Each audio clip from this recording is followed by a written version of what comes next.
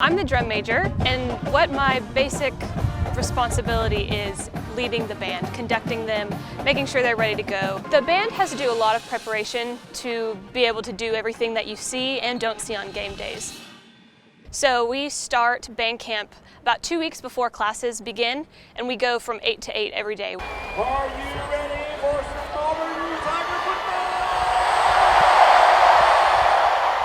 So the Mississippi State game was my first time getting to do the mace routine and run out at pregame, which that's the main drum major in the middle. They go out, they twirl the mace around, and then do the high step out. I was pretty nervous beforehand, but once I started, I was like, this is just what I have to do, and I know what I'm doing. So it was just an incredible experience.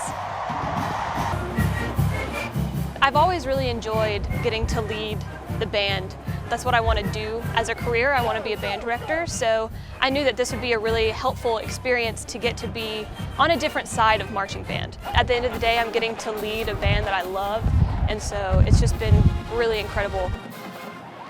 I'm Haymon, the head drum major for the Auburn University Marching Band, and this is my game face.